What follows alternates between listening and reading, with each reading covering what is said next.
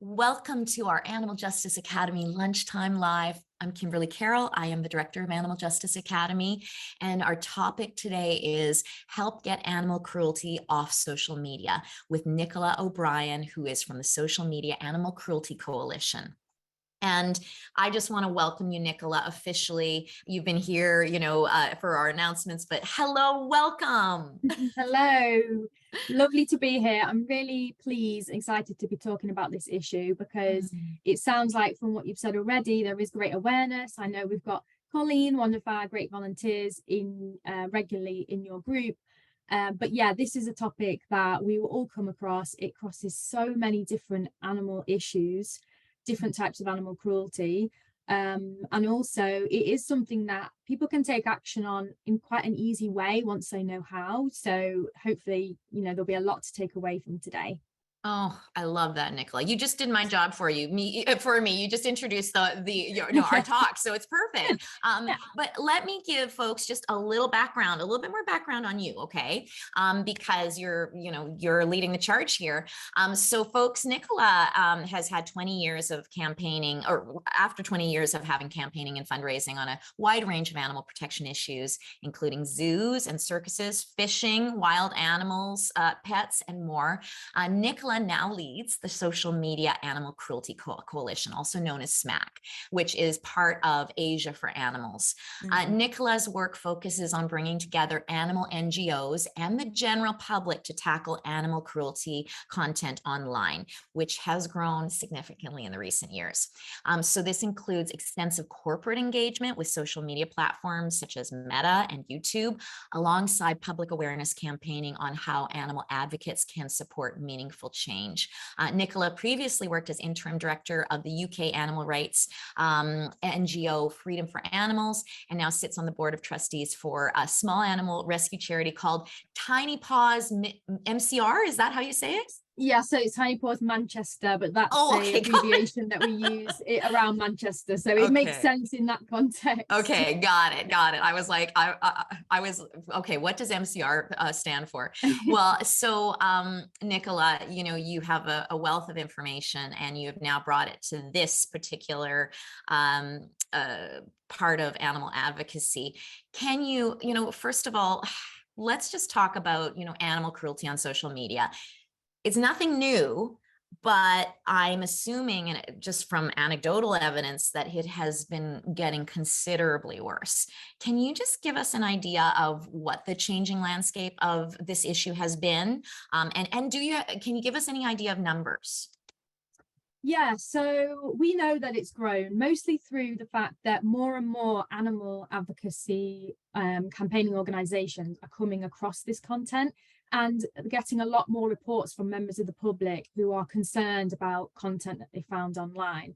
And we have found that some animal abusers that used to do things in more private spaces, maybe using messengers to share this information, this kind of content, seem to be going online because they can try and reach more people. And so now it's become a little bit more visible, which is worrying, because they obviously think that they can get away with it, and that, even being public about very clear animal abuse is not going to lead to any repercussions.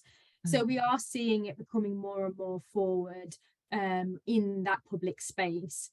We also, in terms of numbers, it's really difficult to give that, because of course we're talking about social media and it's global, and we have active volunteers like Colleen constantly looking for this kind of content, and we're always finding more and more and more. So it is really hard to sort of benchmark what would be this situation so many years ago to now. So we are going mostly anecdotally, but it was why SMACC was created in the first place, because so many members within Asia for Animals Coalition were coming across these types of cruelty and saying, well, we need to do something about it, and it's global, so we need to do it with other people.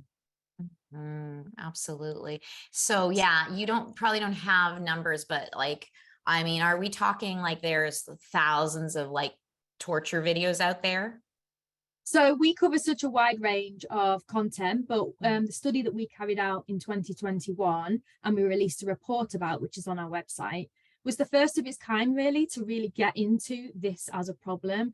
And we covered in that just about 5,500 videos, which doesn't sound like a great deal, but it had, those videos collectively had over 5 billion views. Wow. So they do travel very far. And as I say, you know, we completely accept that this is only a fraction of what's really out there. Yeah, and these videos are I mean, some of them fall under, you know, all of them fall under the category of animal exploitation, you know, animals being used for entertainment. Blanket wrong, right? But then there are some that are incredibly, like, disturbingly torturous, and we're going to get into the different types in just a second. But you know, can you just give us a little sense, like, for anyone who's had trouble with their social media accounts online, we all know that trying to reach anyone on these platforms is next to impossible. So does this lack of responsiveness and accountability by social media platforms explain why this content is running rampant? Yes, partly. So we know enforcement of their own policies is very, very poor. So many of these platforms do have policies against animal cruelty, but this tends to only include things that are extremely violent, gory, clear physical abuse to animals. So that's a good starting point, right? But we find, as many people do, this type of content is still there. It's still available. We can still find it. And some of the examples that we'll talk about, I just, you know, that I even struggle to sort of communicate what they are, because they're so horrific and so graphic that, you know, there's not even a discussion to be had around whether they're cruelty or not. They are cruelty. And so it's really frustrating when we're seeing inconsistencies or lack of enforcement from the platforms. They are very difficult to get hold of. I think they've built that in intentionally so that people can't be contacting them. We're really fortunate that after a lot of effort, we now do have working relationships with Meta, so Facebook and Instagram and WhatsApp, TikTok and YouTube, but it's taken a long time for them to take notice and to have those conversations with us. And it's great we're doing that, but it's excruciatingly slow. And again, it's clear that animal cruelty as an issue is probably not high on their agenda. Yeah, I can't remember what else you asked me, sorry. Yeah, well, so one of the aspects of why this is so hard to get off, these videos are so hard to get off, is the moat that social media has built, that they don't put sort of a priority on animal issues. Is there also a sense of you know, they're profiting, like these videos are making a lot of money? So yeah, I mean, that is another part of the problem. And so basically, as many people will know, if you're a content creator on social media platforms, they are encouraging you to do that. And some people do it and they make a living out of it because you can monetize your content through advertising. And all you have to do to get that monetization on your account is to have a certain number of views, a certain number of viewers. And unfortunately, if the cruelty content you're sharing is popular, it's going to be eligible. And we have found this where adverts are appearing on cruelty content. So the person making that is making money, and the platforms are making money as well. One of our member organizations based in the US called Lady Freethinker did some research, and they found, in 2020, looking at 2,000 videos, if they were all advertised and monetized, then they would make around $15 million for those creators on just 2,000 videos. And the platform, YouTube themselves, would have made around 12,000. So there's money to be made here, and it can turn into a business just like any other content creator, influencer can also do on the platform. So yes, you know, we point this out to the platforms, and it's like, you are literally profiting off animal abuse, and this is not something that you should be doing, particularly if that content is against your existing policies. Absolutely. You know, so we do point this out to them in conversation, and they say that they agree, and it's just an issue around the way that advertising works, but it's not good enough. Absolutely. I mean, if they're making profits, they've got money to be hiring more people to be, monitoring this, right? Yeah, So, certainly. so Nicola, I want to talk a little bit about SMACC in particular. So the reason this topic has really been on our radar as a community over the last couple of years has been because of the woman in the square next to you, Colleen Orrick. She's an AJAer who's really dedicated to herself to doing this kind of activism of reporting and tracking. We're going to bring Colleen on in a little bit later in the hour. But I just wanted to say, when Colleen sort of first started bringing it to our attention, I was like, there is nobody doing anything about this. Like, what is going on? Like, there's nothing. This is like a new front, right? And so I was so happy to hear about SMACC, that you formed. So tell us a little bit about how SMACC came together, where it came from, and what you're basically doing. Yeah, so as I say, and as you mentioned, we are part of Asia for Animals. So Asia for Animals was set up many years ago, and the aim of that was to bring together organizations working on issues to help animals across Asia, and to provide that networking for organizations to come together, share resources, data, learn from each other. And it also runs a conference every other year, and it's based somewhere in Asia, working with a local organization. But then beyond that, we have this network where we come together on joint campaigns, and we have hundreds of members in Asia for Animals, including organizations based in other parts of the world. And from that, again, many of these organizations were coming across this type of content. It may have linked to something they were already working on. So the illegal wildlife trade is also rampant on social media, which of course has extreme animal cruelty involved in it at all stages of the trade process, from capture to transportation to sales to being kept as a pet. So it was crossing their work, or they were just coming across, these horrific graphic videos that were being increasingly shared publicly online. So as a response to that, Asia for Animals decided to create a working group, and we have different working groups. We have ones that focus on farmed animals. We have one on elephant issues, sanctuaries and rescue centres. And so it made clear sense to bring together those organisations that really wanted to do something on social media animal cruelty, to bring them together, particularly because this is a global issue, again, as I said. And we do obviously go beyond Asia with this issue, because it doesn't matter what country you're in. It doesn't matter what country the content is created in. You can consume it anywhere in the world. So we were brought together about 2020, and in the last year it's really grown. We've been collecting data, so links of animal cruelty, with the help of people like Colleen and our other amazing volunteers. And all of our organizations will share that information, and we're keeping a database basically, as a record of what's out there, to better understand what kinds of cruelty there are and how we can tackle each one, because the platforms and general society might have different opinions on what is okay and what isn't. So we're trying to, we need to recognize those differences, even though we see everything as unethical and cruel. We there is that varying opinion. So we want to really understand it and see how we can use different strategies to get attention onto, all of the issues. And we have produced a series of reports that, again, they're on our website if people want to read more and find out more about different themes, so we can really dig into it and hopefully show people that, one of our reports, for example, was focused on teasing of animals to be able to film their responses.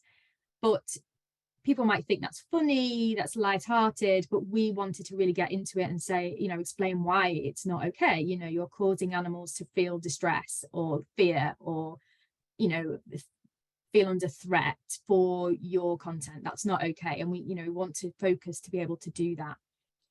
We also, of course, do public awareness, and it's really great having a coalition of organizations so we can jointly all be sharing this information. And we're trying to be, you know, up against social media platforms.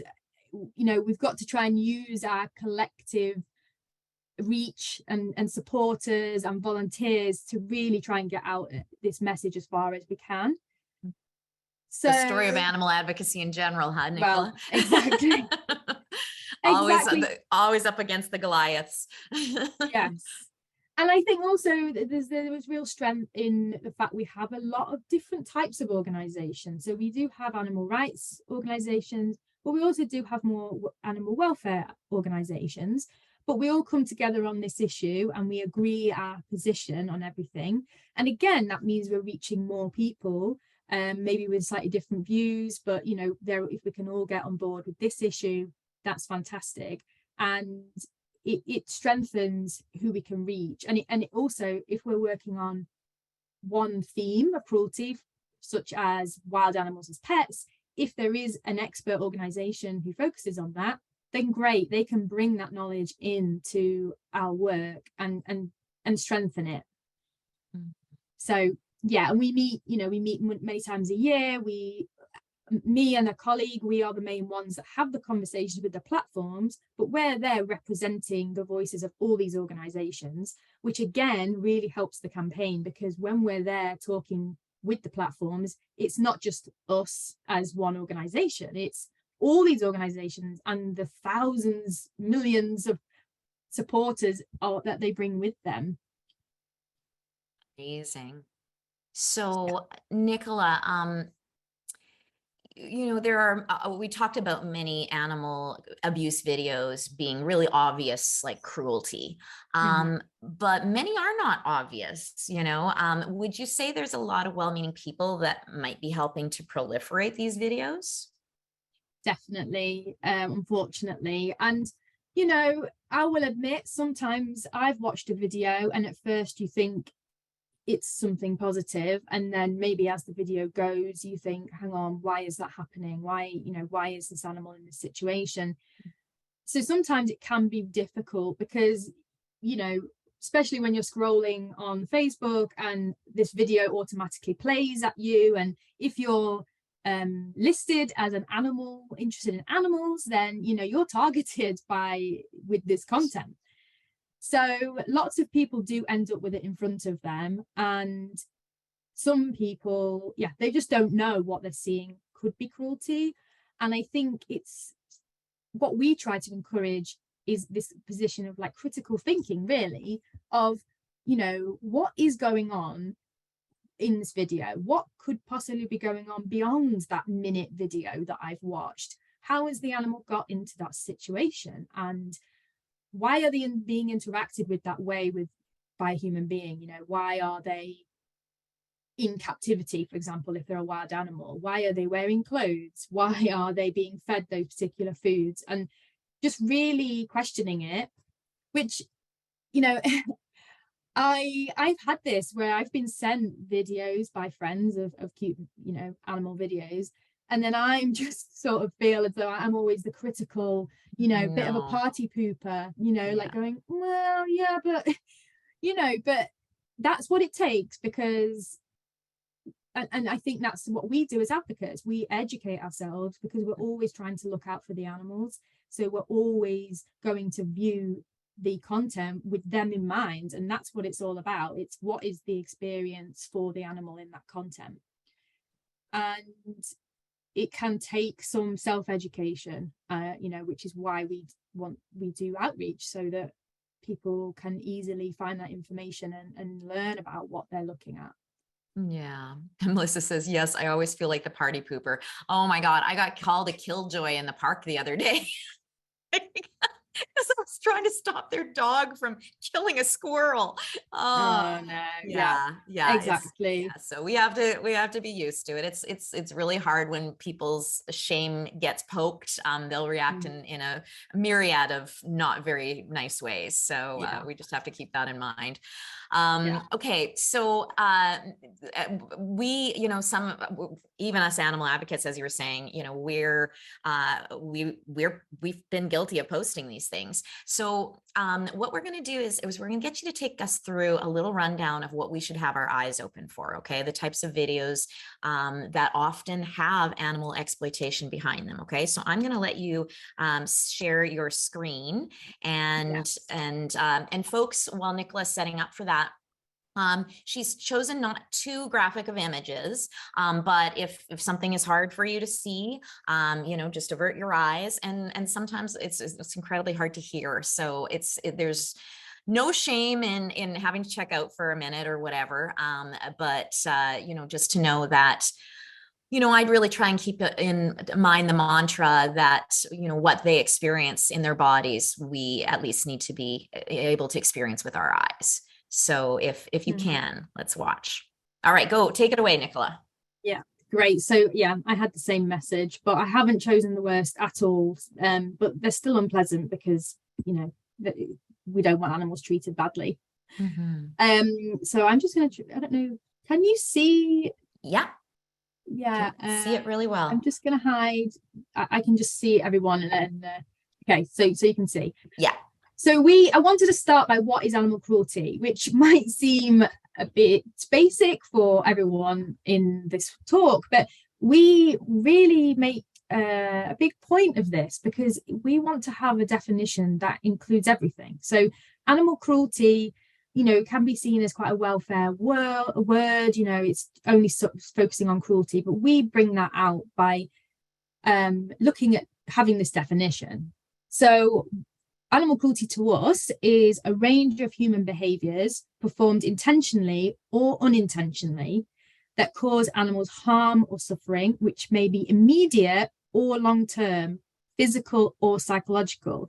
And I'm emphasizing those words because, again, intentional, immediate, and physical abuse is generally clear to people, but we also include cruelty that might be unintentional. The person doesn't realize, but it's still important because that animal is still suffering and is still being exploited. We also want to look at long-term impacts, and this is really crucial when we're talking about video content because, again, you might only watch a minute or two, which in that video the animal doesn't look like they're suffering necessarily. But what is the long-term impact on that animal if they're being held in a captive situation that doesn't suit them, or they're being deprived of their social life and world with other members of their species? And we also want to really focus on that psychological impact because, again, it's not addressed by the social media platforms at all. And it's another really important part of anyone's experience in the world. So just to stress, these are all the things that we focus on. This is not nice, but we have created various themes which we're developing all the time around the types of content we see. And again, there's a lot on there that are very clear to most people, and that it is cruel, it is wrong, but there are other things in there that people might not realize that are, such as wild animals as pets, animals as entertainers. So I'm just going to talk about some of the themes, and I do feel that probably, you know, there'll be a range of people here who might say, you know, yeah, actually, I would recognize that as animal cruelty, and that is amazing. But I just wanted to get into a bit more around what we see and how it can be misleading. So this main theme of animals as entertainers is basically where animals are used as props, basically, to create content. And these can be misleading to some people because the animals in the content, in the video, might look happy, they're eating food, you know, they're playing with toys, they're sitting there posing and they look fine. But this is horrifically problematic because we are using animals to perform or behave in a certain way or be put into a setting that's completely unnatural for them, that is purely about creating content and gaining popularity on social media. And you'll see that most of these examples are primates, and that is because the vast majority of animals that we see included in cruelty content, and usually the more extreme content, are primates, generally macaque, monkeys, babies, young animals. And they are used in these types of videos to pretend that they're humans, basically. So they're dressed in clothes, they're put in a situation where they look like they're going to the shops, like these monkeys here, apparently buying ice creams. Some of these videos you will even see, as you explore more, they look very professional, and it's almost like they've got a set. One's the garden, one's the bedroom, one's the shop, and they will be filmed and it will be edited so that, you know, it looks like they're going about their day. And this comes into where we were talking before around that monetization, because people watch this, it's entertaining, it's almost like a TV show, and people like it, so they produce more and more episodes, if you like. So yeah, this is very popular, and it might seem obvious, but to a lot of people it doesn't seem obvious, because it's becoming so normalized. There's so much of this out here. It's really concerning.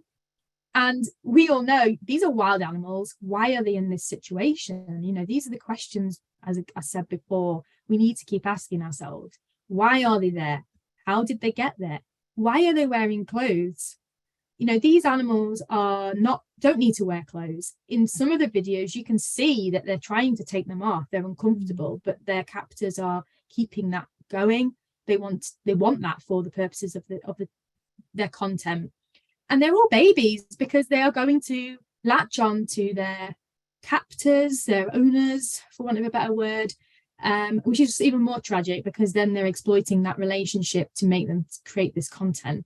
And there are so many issues with primates being removed from their mothers at a young age, being trained. You know, these two in the top corner are standing on their back legs, which is not how these animals move. They're not designed to do that. Their bodies aren't, you know, evolved to do that, but they're trained to do that because it's pleasing for the viewer. So this is rife with animal welfare issues, and it goes beyond primates. You know, you see animals being put in clothing, they're being fed human food, again, because it's funny, it's entertaining to see them behave like humans. And this leads into another form, so this is more like psychological torture, the psychological impacts I was talking about. And these examples are where that's very deliberate. So, you know, we've got here animals that are being kept in barren enclosures. And again, it might not be violent, it might not be gruesome, so it's not caught by the policies of the platforms, but long-term restriction in captivity like this is going to have long psychological impacts on animals. And then we have these types of content towards the bottom, where animals are being put in situations where they will experience fear, distress. You know, this one on the bottom actually says the name of the monkey was terrified. So they're acknowledging this, and they're sharing that for presumably people that want to watch such cruelty. Again, I think this would be obvious to a lot of people, but we do see people writing comments on these types of videos saying, please help the baby. Oh, you know, so happy you were there to save this baby, because I guess people are assuming that that's what someone would do. And some of these channels actually pretend to be rescues. And that's something to really want to highlight for people to look out for, because they might have a lot of footage of them rescuing animals, but you really need to ask, okay, you're a rescue. Again, what else can I find on your platform? Do you link to a reputable website? Are you a registered charity? Do you explain to us what happens to the animals after they've been rescued? And in just watching that short video, you might not get all of that information. So it does require having to look further and to be critical in your thinking. And these content producers know that rescue content is popular. we've probably all watched videos, hopefully genuine ones, where we do see organizations going in and freeing animals or helping injured wildlife, and that is great, but unfortunately that is being exploited by those that want to just hurt animals and put it online, whether that's physical or this more psychological impact. And as I mentioned before, this teasing content is really popular as well. I think the main thing here is, again, putting ourselves in the animal's shoes of, is this funny? Is it, what's their experience in that moment? It might seem harmless, you know, they say, oh, we pranked this baby monkey with a scary mask, which is what's in that photo. We've pranked this dog with this stuffed tiger on a remote control car. It's funny. This dog is being sprayed with lemon juice. They might be sprayed with things like that, or vinegar, to sort of startle them. You know, it's unpleasant if it's in their eyes, and then they bark, and people think that that, again, might seem harmless because it's not physical abuse, but of course that animal's experience is still negative. It's still suffering. And this poor little guy at the bottom here, it was being teased with food that they couldn't access because they were behind a plastic screen. And again, it's only a 30-second, 1-minute video, but why would someone do that to an animal that's supposed to be in their care? Yeah. So it's just all so heartbreaking. Every form of it is. Yeah, exactly. And I think it's also, you know, as I was talking before, with this kind of fake rescue organization, fake animal vets, carers, these are some of the examples. And these ones are easy to fall into the trap that they are indeed genuine. But again, there's a few tips I've put on the next slide around how to identify this, because these ones, in a way, you can collect more clues. In a lot of these videos, you can see, if you step back, look at the page, look at what other videos they're sharing, you can see, hang on, there's a lot of the same animals being used here. These 4 screenshots are from 4 different videos on this page, but clearly it's the same setup, it's the same animals, and it's the same person going in to rescue these animals. And what you also find is the way, as I mentioned before, around how it's edited. So you will see a lot of these types of videos where the person is standing and they're filming the animal in that distressing situation or dangerous situation, you know, for a good 30 seconds before, lo and behold, someone turns up and rescues the animals. And that is not how it would happen in real life. No one who was there to rescue animals would do that. They wouldn't allow the animal suffering to continue. And as I said, they often use different camera angles. They've used clever editing. So it's been produced intentionally for the viewer. Mm.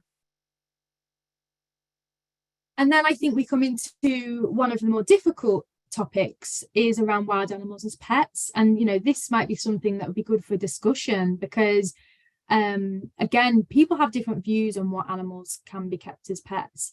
And you know, our position is that wild animals should not be kept as pets, because they are not pets, they're wild animals, they're individuals that should be living in the wild, in the habitats that they're born to live in. And that is also our position at Animal Justice and Animal Justice Academy. Yeah, absolutely. Yeah, brilliant. That's what I assume. But, you know, when we're talking to the platforms, it is, you know, there are certain issues that they're more responsive to, because they know that not everyone is against this. They know that it's popular content. So we're trying to find ways that we can restrict the content, even if they won't ban them all, because, you know, even if they put up information when people try to access a video about a monkey as a pet, so that it gives some context to the situation about what they're viewing, which is often what is lacking on social media. You know, why is the animal there? Should they be there?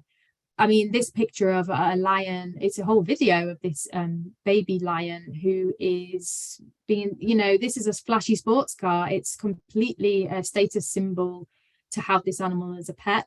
But the lion looks fine. They look like, you know, they're not clearly in distress. And so that's often the defense that we have when we point out this is actually cruelty. And so this is another example of people needing to step back and think more around why is that animal there? How does this impact them long term? How did they get there? And again, a lot of you today probably do that thinking, but it's really important, I think, for me to reiterate that, because these are the types of things that you can pass on to others about making them think.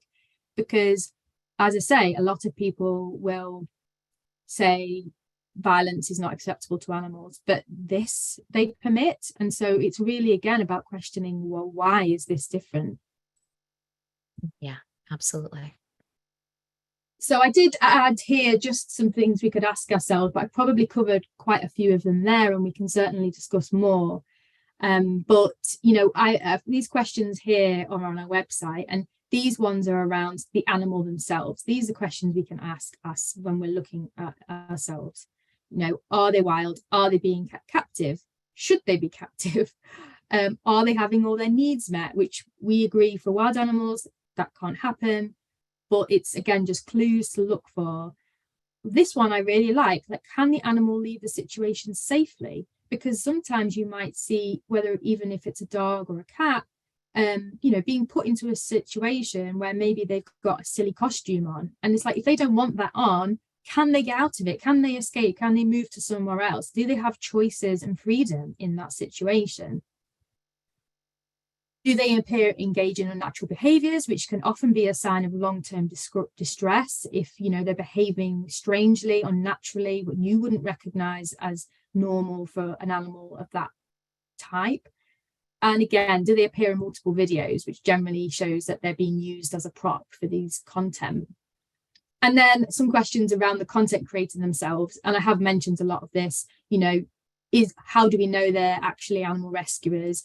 Do they just tend to share a lot of the same content that shows you that they're staging these things, or that they're promoting animal cruelty?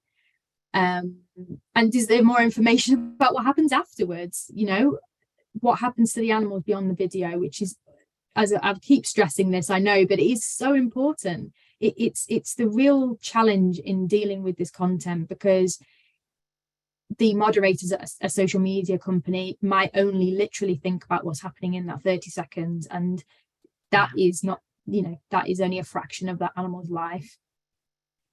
So, yeah, and I think, if I can interrupt for just a second, Nicola, and yeah. I think as animal advocates, we also need to be able to explain to people that even if that one animal has a very happy and wonderful life, the promoting of keeping wildlife, you know, as wildlife animals as pets, is going to create an industry that it will cause cruelty, will cause incredible abuse, you know, rippling out. Yeah, so we have what we call our cycle of suffering, because this is the key role that social media plays. It's not just about that animal that's in that video. It's about that normalization, that this is how we can treat animals. We can bring them into our homes if they're wild. We can clothe them. We can make them do unnatural things. We can take them away from their, you know, their natural, their families, their species. And people think, they watch it and they think it's cute or entertaining, and there's no clear suffering, and people will go, oh, well, I can do that then, you know, where can I buy them? And we see this in the comments. How do I get one? I'd love one. And, you know, that's heartbreaking to watch, because that's further damage to further individual animals that are then going to enter the pet trade, and they're then going to be paraded on social media, and the cycle goes on and on and on. Mm-hmm. Okay, Nicola, people are frothing at the mouth. We want to know what we can do. Okay. So, first of all, I think in describing what, say, in as far as reporting goes, and what we can do online as individuals, I think it's really important for you to cover what people shouldn't do, which is watch, comment, respond, right? Yeah, exactly. So we have these 5 steps. One is be aware. So that's what you're doing today. And on our website, we have a lot of resources. We have a series of videos called Ask Yourself. And if you Nicola, people are asking for that last slide that you had to come up again. Is that possible? Yeah. Why don't we bring that up? Yeah, we can do that. Certainly. So yes, these are our 5 steps that we promote. And being aware, absolutely. Ooh, sorry. Oh yeah, here we go. Here's our Great. 5 steps. So they're on our website, and we've created a series of these that focus on particular themes to help people identify more around, maybe what for that species or the way that the animals are being used or abused in that sense. So the next part of our steps is about reporting the content, because we need to know. We need to know, but the platforms also really need to know. And a lot of people say, I don't know how to report the content. And I completely understand it, because they bury the animal abuse option, or sometimes they don't have an animal abuse option. And so we've just picked the one that we think is most relevant. And we've created this series of videos that are available on our website, and they take you through step by step how to report the content. We are also going to do one for YouTube that's not available just yet, but hopefully this is how you can do it on your phone. If you come across this whilst you're online, follow these steps and you are reporting that to the platform. And again, people say to me, and I noticed in the comments, people saying, I have reported, it didn't get any results. And again, completely understand that position. But we found that it is really important, because when we talk to the platforms, they say that they look at the themes of things that have been reported to them, and they say animal cruelty isn't something that's often reported on, which compared to other issues. So we really need to show them, like, no, this is really important. A lot of people care. And we also found from our own content that we report that up to 47% has been removed. And that's not good enough. It's still less than 50%, but it's more than we thought in reality. And it might be your experience is negative, because just because you've reported it once might not be enough. It might take days, weeks, months of repeated reporting for it to be taken down. And that is, again, what we find when we review our content. So please, please, please keep doing it. There is so much value in it. We need it for our discussions with the platforms. We need to show, them the different forms of animal cruelty, the different forms of exploitation that need to be covered in this policy.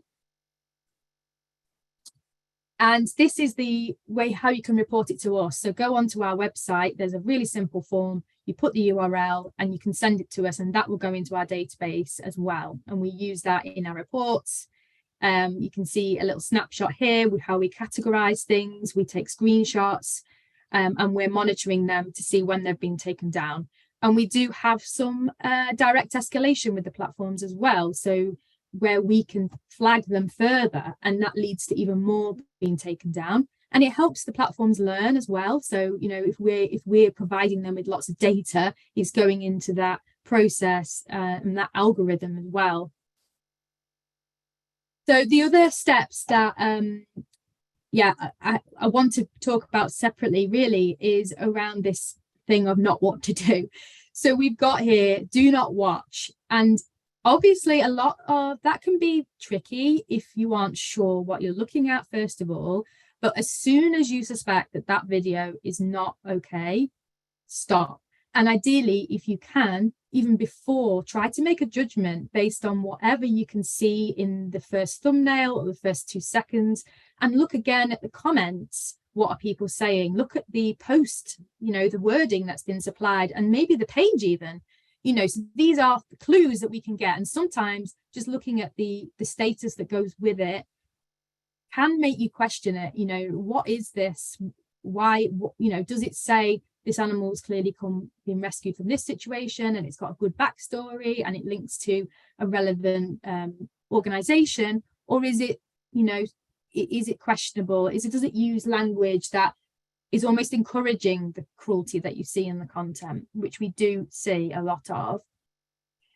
And then we have this other message, which is around do not watch, engage and share. And this can be really difficult sometimes to have this conversation with animal advocates, because I 100% understand the urge to do this, to write a comment and say, this is animal abuse, to link to resources to educate people. But unfortunately, all of this just adds to the popularity of that content. So when you think about social media, how does it work?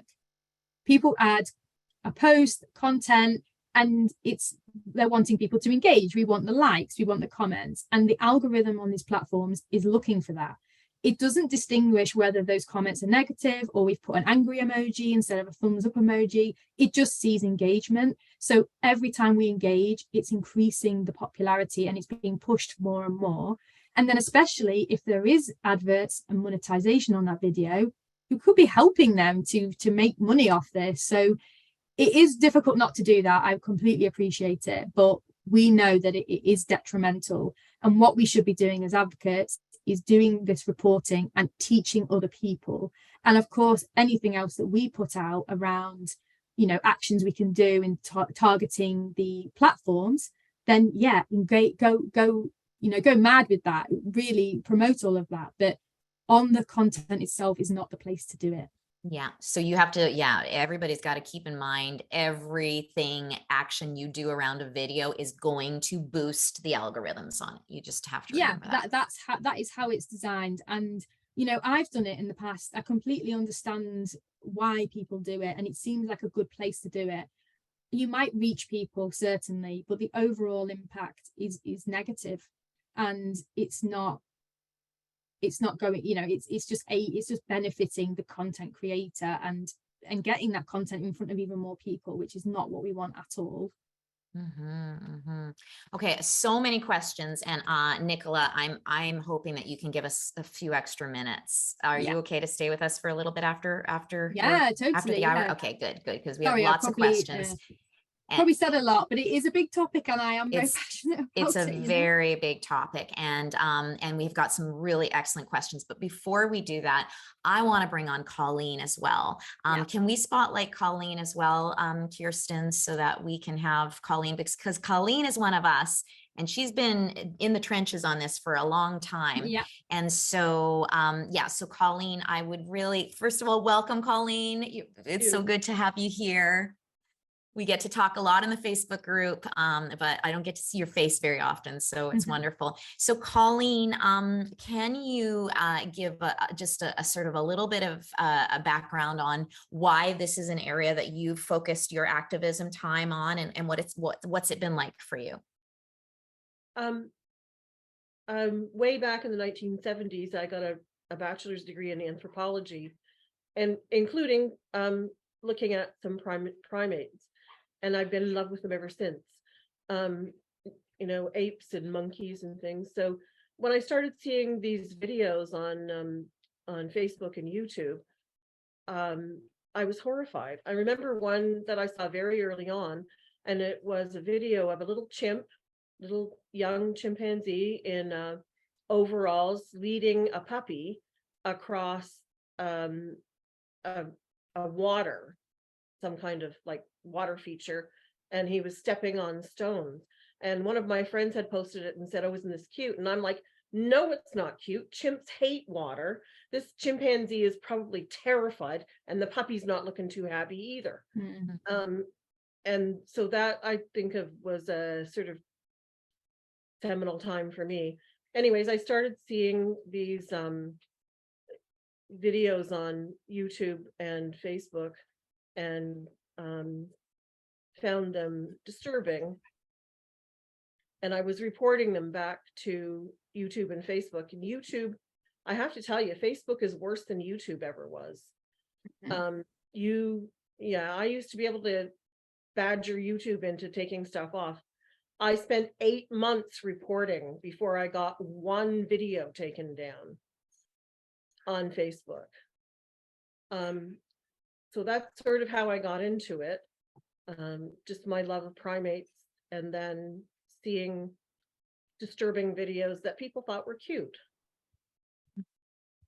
And so Colleen, you know, so you were working pretty independently when we first started talking about this in AJA, and then all of a sudden SMACC comes along, and you're now doing volunteering for SMACC. So tell us about what your experience of doing that is like. How does that work? Well, in 2021, I think it was, Nicola, SMACC released a report, and I read the report, and I thought, I got to hook up with these guys. Like, this is what I need to do. And so I asked if they take volunteers, And at the time I was in touch with a man named Ian in Scotland, and but he was on his way out. He said he wasn't going to be there much longer. So I hung on for months and months, and I finally hooked up with Lauren, and I'm a volunteer researcher. So basically that means I'm reporting videos to Facebook and to SMACC, and the videos I report to SMACC go in their database. So I like to think of it as providing them with ammo to go after these social media. It's not easy. It's hard to do. It's hard to watch those videos. They're very, very awful to watch. Like I'm a hardened animal advocate. I've poured over, hundreds of hours of undercover footage. But I can't even do it. I can't. I saw your cow video, Kimberly, and that's pretty rough to watch too. It's all rough to watch. It's all awful, but there's something especially insidious when you think that people are doing it for entertainment, like they're doing this cruelty. Like, again, I don't condone people doing this kind of cruelty because they think they need to eat meat. But there is something even more insidious when it's for entertainment, something so fluffy and extraneous. It's for entertainment, but the people that produce the videos, it's for money. Oh yeah. It's exploiting animals for money. People say, well, this comes from poor areas of the world, some Asian countries. These people are not poor. These are not the poorest people in those countries. You often see gold jewelry, mopeds, even cars. They're not. This is not keeping people out of poverty. This is people making big money to abuse little animals. Some of them are cute, they stick with the cute thing, and some of them are just downright cruel. But the cuteness is cruelty too. When monkeys, these are macaques, as Nicola said, the vast majority. I never have to go looking for stuff. It's in my feed all the time. In fact, I can't even look at everything that's in my feed. I don't have that many hours in the day. But even the stuff that people think is cute is cruelty. When you understand how macaques usually live and what their nature is, what you're seeing is cruelty. In one of the pictures that Nicola had up, you saw 3 or 4 little monkeys, all in pink dresses, lined up. That's not how monkeys act. That doesn't come naturally to those monkeys. That's the result of cruel training. Absolutely. So, and Colleen, there is a subculture that you have come across in your work of monkey haters. Like, there is a huge population of so-called monkey haters, and they are looking for these videos. They're trolling the internet looking for them. And I have to say, with the titles of the videos, one of the things that I look at before I start to watch a video to report is the title. And the titles to the videos often are misleading because they're trying to appeal to what I call the perverts, the people who get off on watching monkey suffering. So if you look at those titles, they can be misleading. They might hint at sexual stuff. They might hint at, dad loses his nut and hits the monkey. That might be in the title. It alludes to things that they think are going to attract the people I call the perverts, the people who get off on it. But when you start looking at it, it's not there, or it is there, and then you report it. So I look at the title, I look at the comments before I will start watching a video. I have to watch it to report it. But I would not watch it for any other reason. I would not watch it for entertainment. Yeah. So if I see in the title and the comments that it looks like there's likely something there to report, then I'll watch it and report it. Okay. But so with the SMACC database, Nicola, someone was asking, like, can one search the SMACC database to find out if a post or a poster is suspect, you know, to begin with, or that this one's already being worked on or anything? Or do you also have a list of ones that folks, if they want to they have a couple of hours of time, they can go on and report sort of thing? Yeah, I mean, we haven't done anything like that because we have to be really careful. We don't want to drive traffic to this content. Yes. So it's a difficult one to navigate. We want it to be reported. We want that to, you know, be flagged to the platforms, but we also don't want to draw attention. And obviously, the more people that do go to the video, it all adds to it. So, you know, so what we're asking day to day, if you are coming across this content, you know, is to not watch it ideally. And even if you suspect a tiny bit that it's cruelty, report it straight away. Our volunteers do watch the video because we need to get that detail out of it to put in our reports to the platforms. Unfortunately, you know, it shouldn't be coming to this, but that's where we're at in this stage of the campaign. You know, we have to get that to show to them and say, look, you need to deal with this. So I'm just so if somebody, so basically unless we're gonna get, you know, I'm sure there's many here that are like, I want to do this and I want to be a volunteer for SMACC, and if they're going to come to you, they're going to, you know, get properly trained around it, like just have all the information, and then they're going to have to look and actually watch videos. But for people that aren't wanting to go necessarily hardcore like that, they're going to just, if they suspect something, they're not going to watch it, they're not going to respond, they're just going to report it. And you have videos online about how to report it, but it's usually pretty self-evident.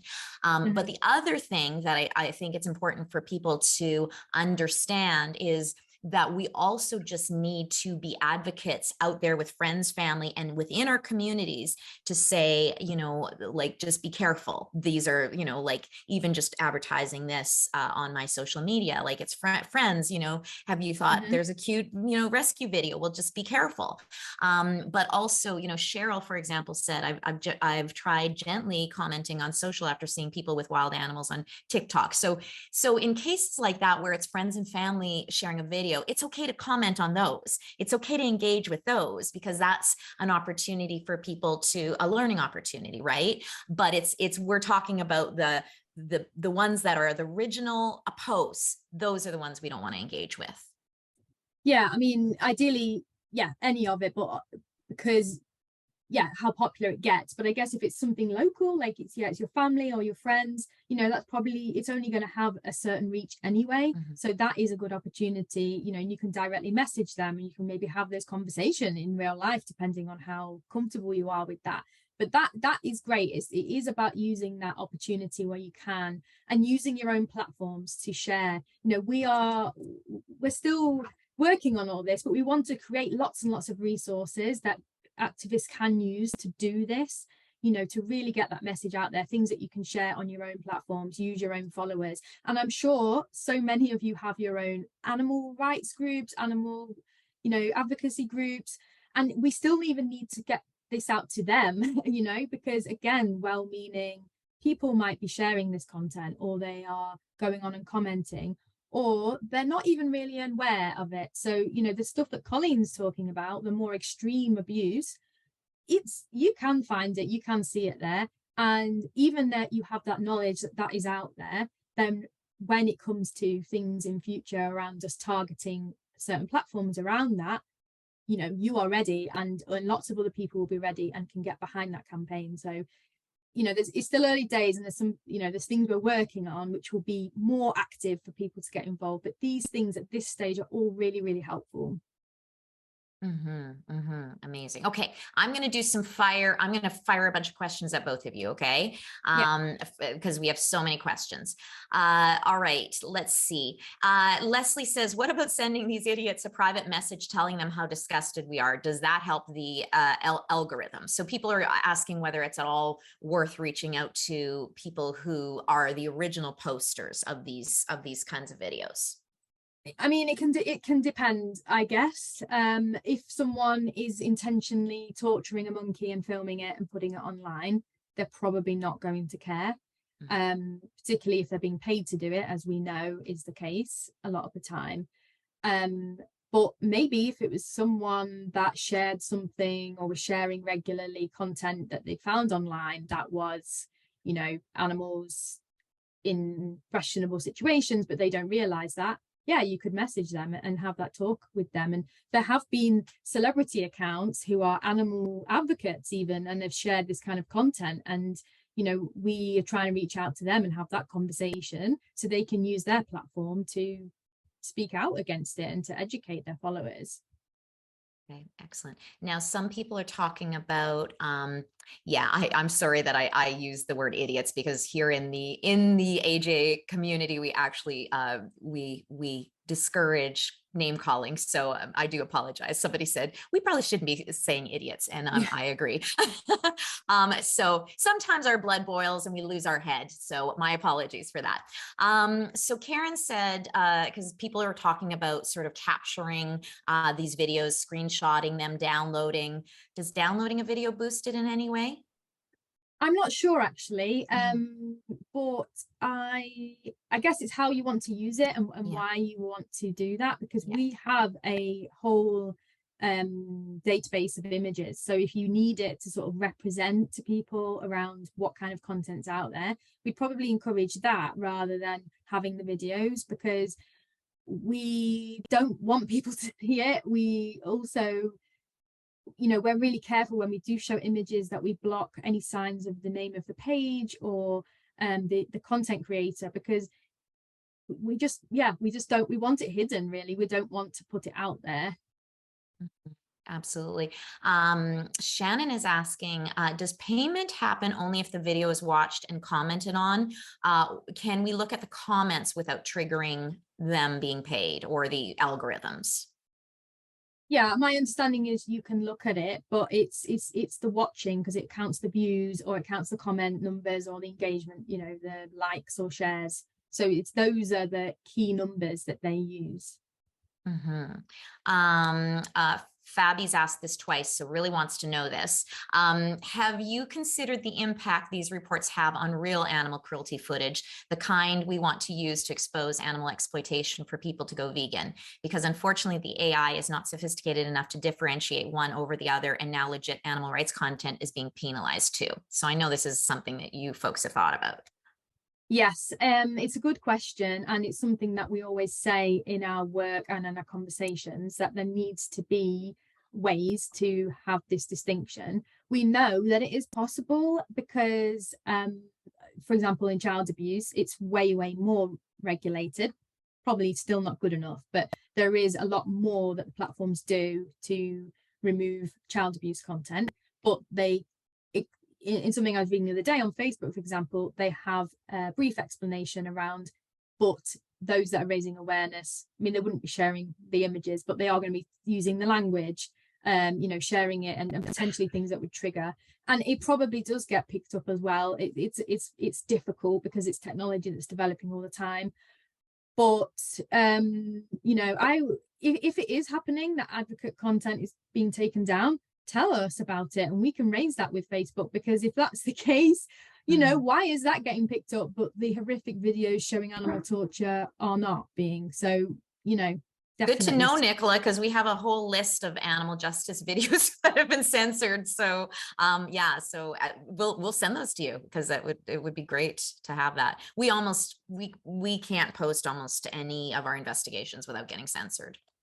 So yeah, but I don't know if that's from the work of, I don't know if that's necessarily from the work of trying to ban animal cruelty videos elsewhere. I think there's just a lot of people who are reporting it because they don't want to have to watch it. So I think we just get reported is probably what's happening.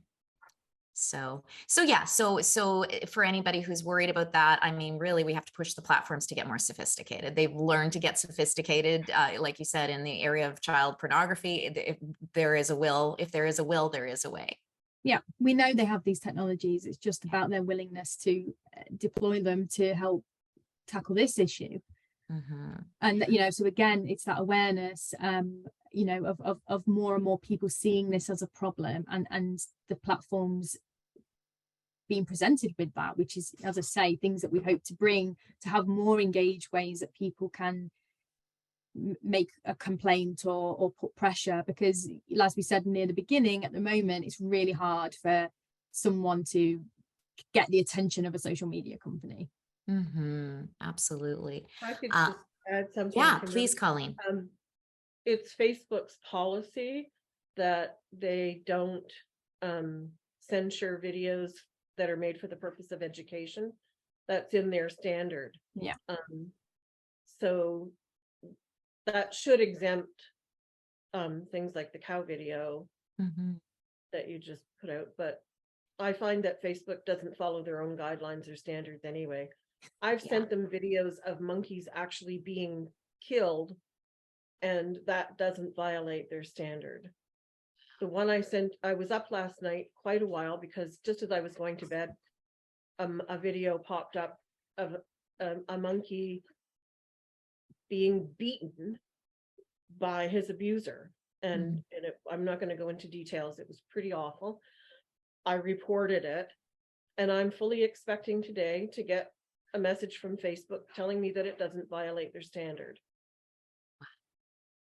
Yes, so that is something that we've actually been raising with them just this week, having a meeting about it, because it's really exposing the inconsistencies in them enforcing their own rules. And I mean, that's where we're at, unfortunately. That's the level that we're at in this campaign, is just getting them to enforce their own rules on content that clearly breaches guidelines.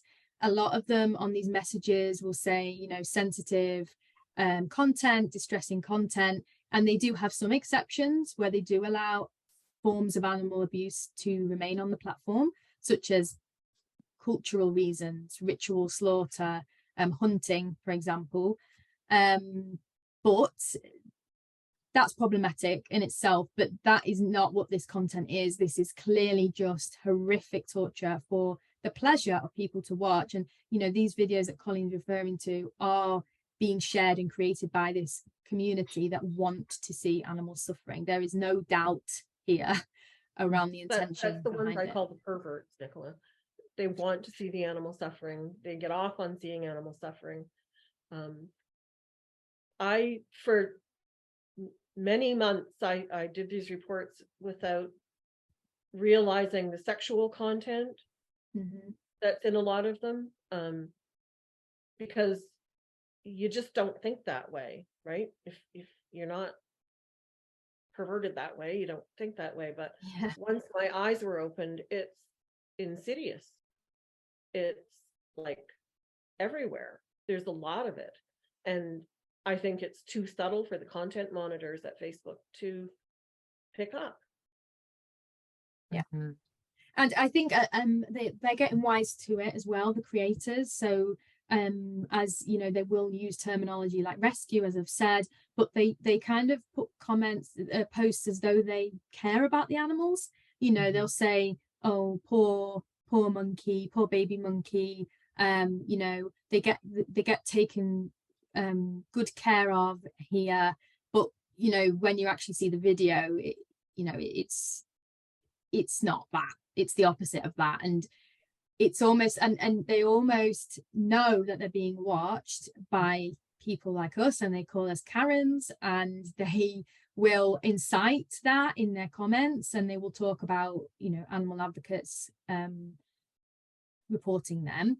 And actually, we did have, via our escalation with Meta, we did have a bunch of groups close, and we saw them in response set up new groups, and they were saying, you know, those damn Karens have, you know, led to our group being closed down. And, you know, so we can sometimes get results, but what we're trying to say to Facebook now is, okay, well, how do you stop them just keep creating more and more groups and or going private with these groups within Facebook?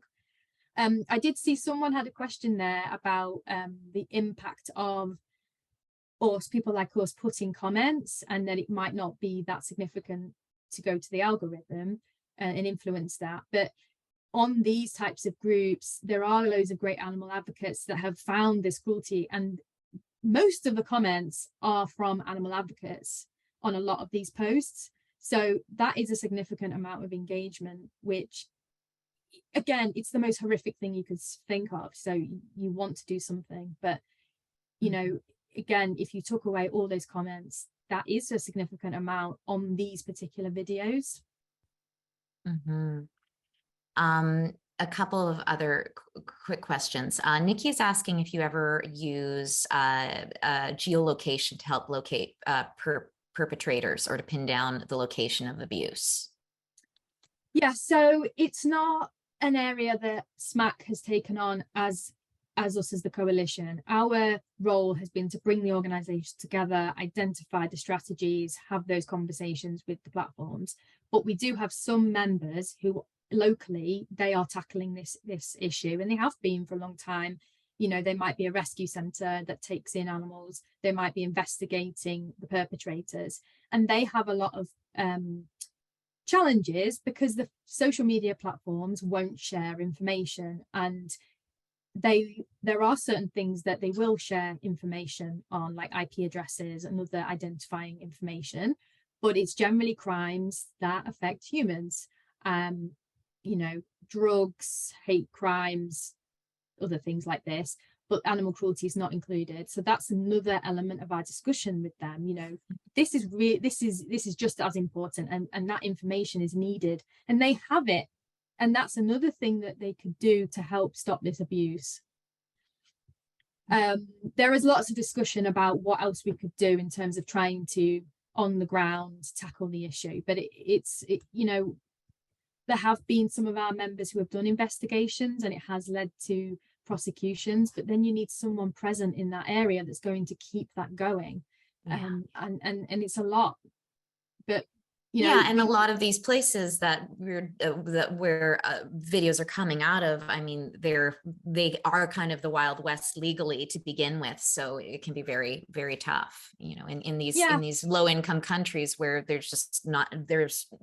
can't afford that kind of those kind of systems to keep things under check.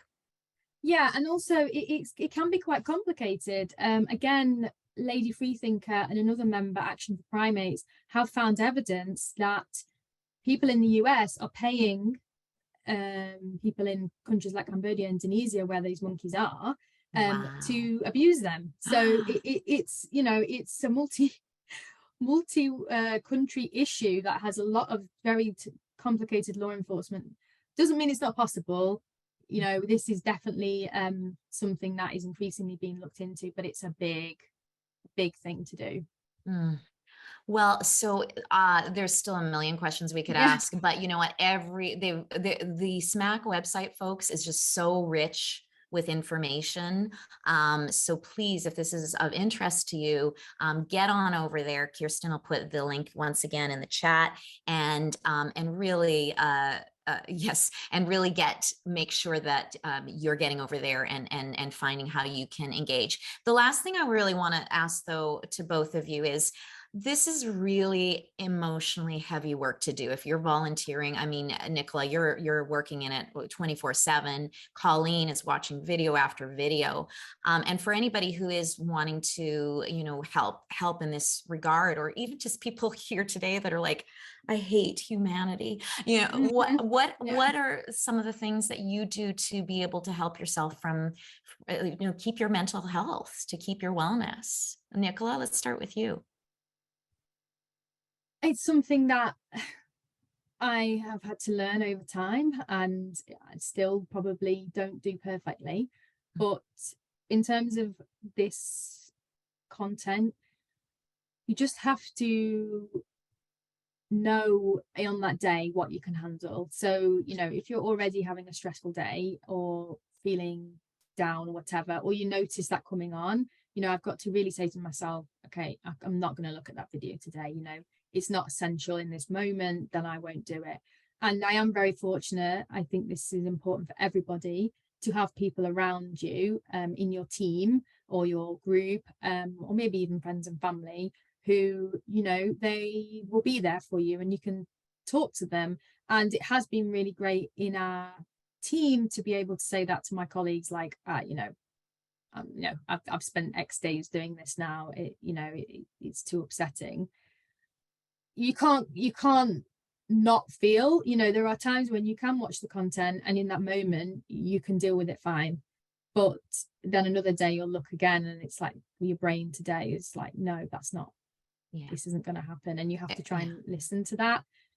And we do say to our volunteers, everyone's really keen, but we don't want them to be traumatized or burn out or anything like that. So we have loads of flexibility with our volunteers, so you can choose how much you want to give, and if you need breaks, that's totally fine. If you can only do a few hours a month or something, that's also fine.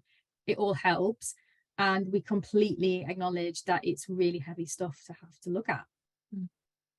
One of the things, and I've talked about this in our different sort of coaching lunchtime lives, as far as this type of really disturbing graphic material goes, I think you have to be very deliberate about when you look at them. You have to choose your times, and those times have to be when you're not in the middle of a bunch of other things. You need to have space. You need to do a little bit of centering before you look at them, and you definitely need to do some sort of releasing after you look at them. So, a mind dump, writing out, everything that's happening in your head. But I'm a big fan of physical stuff. And in fact, I'm a big fan of just shaking it out after talking about things like that. So everybody that's been watching this, everybody, big breath in.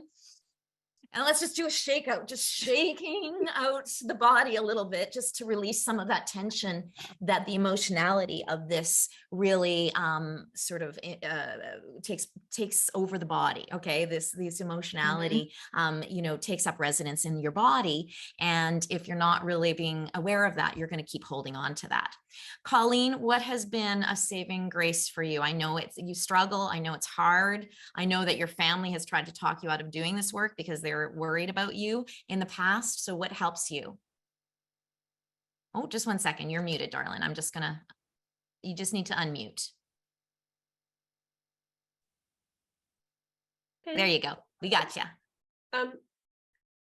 Finding Animal Justice Academy was a gift from heaven, really. I can't talk about what I see in the videos to my friends and family. It's too traumatizing for them, and they don't want to hear it. But I can go to, I said to my husband this morning while he was helping me set up, this is my tribe.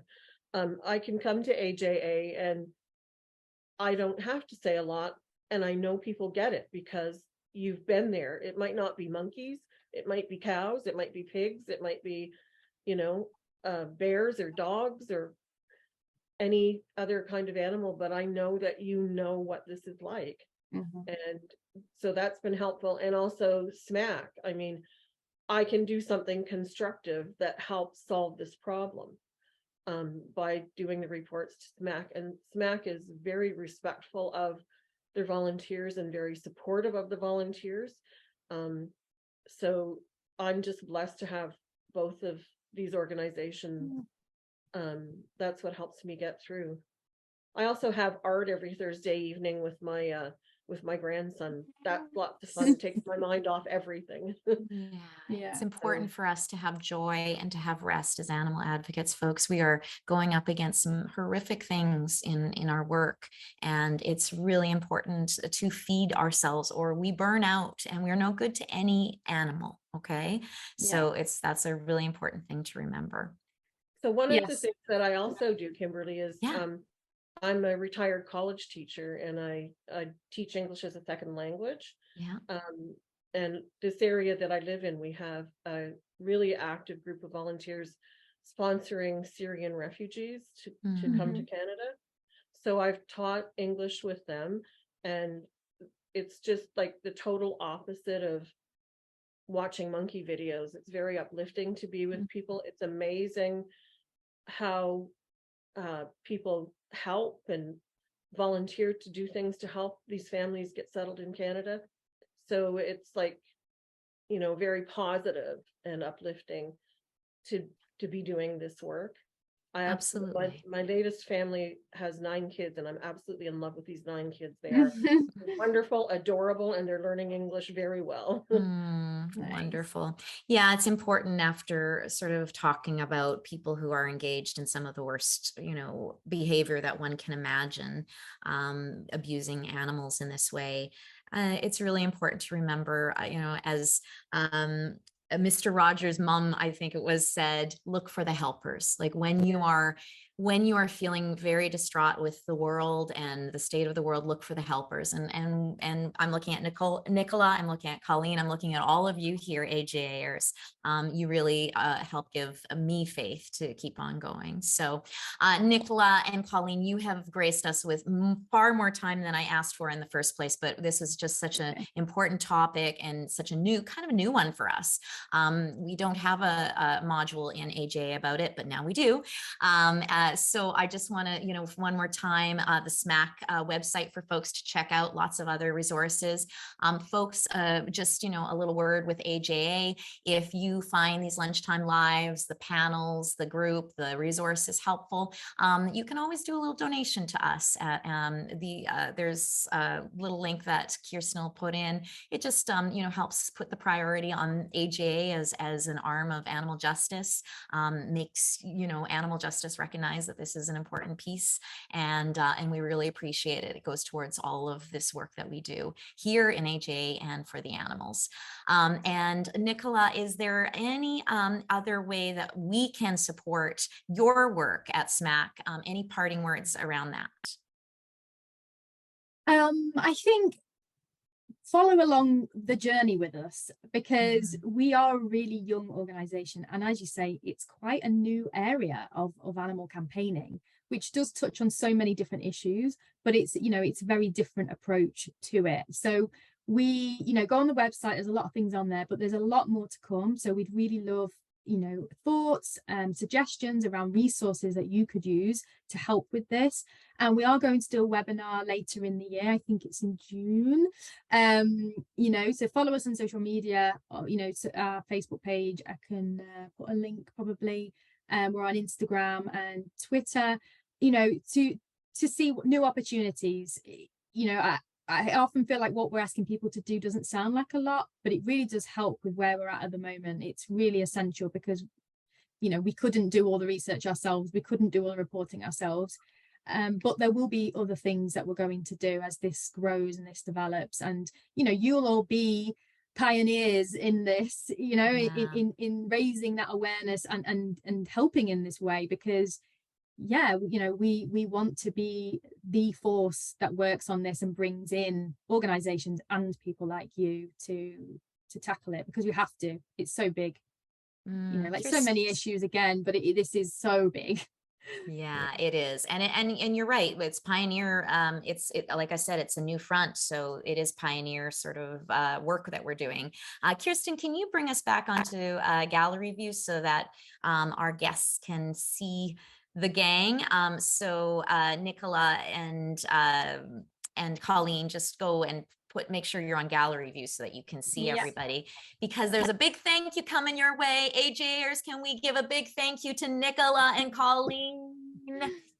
Thank you so much. We had over 80 people join here on Zoom live, and a lot amazingly stayed for the extra 35 minutes. Congratulations to you folks. Deb Thompson says, thanks to all of you. The links will help me later research this more. Marion says, I'll be including this info in critical thinking in all my online classes. Thank you. So the ripples here are already going out. Thank you so much, Nicola. Thank you, Colleen. Thank you, AJers. We'll see you in 2 weeks for our next AJA Lunchtime Live. Bye. Thank you so much. Great.